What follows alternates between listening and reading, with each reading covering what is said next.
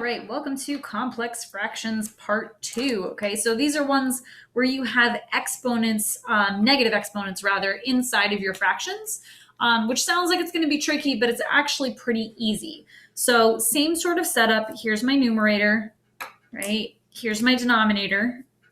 So I'm going to start by just simplifying each one separately. Now the bottom part, we'll start there because that's a little easier.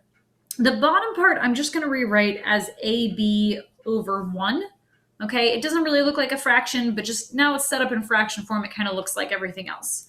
And then the numerator, remember a to the negative first power, that's telling you to flip it, right? So this is the same as 1 over a, and b to the negative first is the same as 1 over b. So that's what we're adding together here.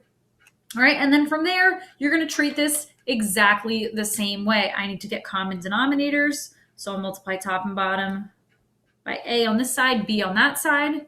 Okay, when I add that together, so remember we're combining the whole top here.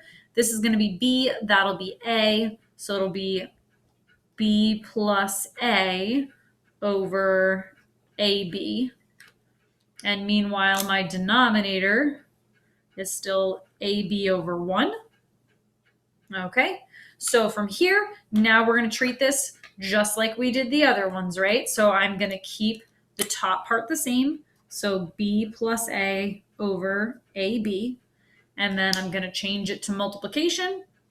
And I'm going to flip the second one, so make that 1 over AB. And in this case, actually nothing's going to cancel, right? There's that a and the b, it looks like you want to cancel those, and it's really tempting to cancel them, but you can't because they're on the same level. So this is just going to work out to, I'm going to rewrite that as a plus b, just so it's alphabetically ordered, and then over a squared, b squared. And that's it. Okay, so there's the first one.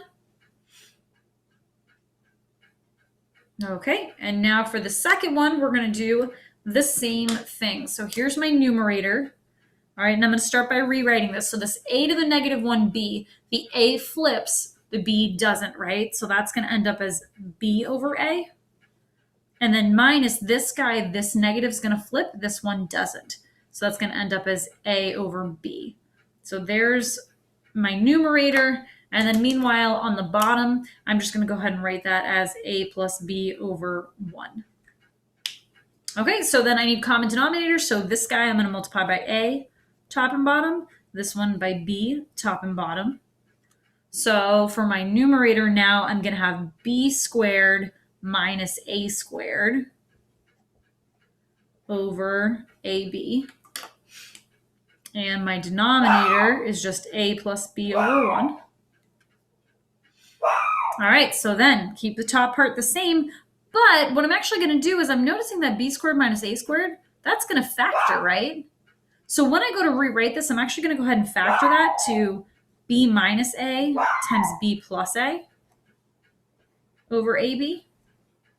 All right, and then I'm going to change this to multiplication, flip the second one, so it'll be 1 over a plus b.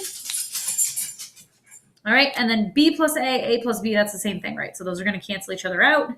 And I believe that's it. Nothing else will cancel. So I'm going to be left with b minus a over ab.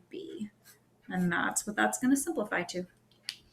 All right, and that is how you deal with complex fractions when you have exponents in your, or negative exponents in your fractions.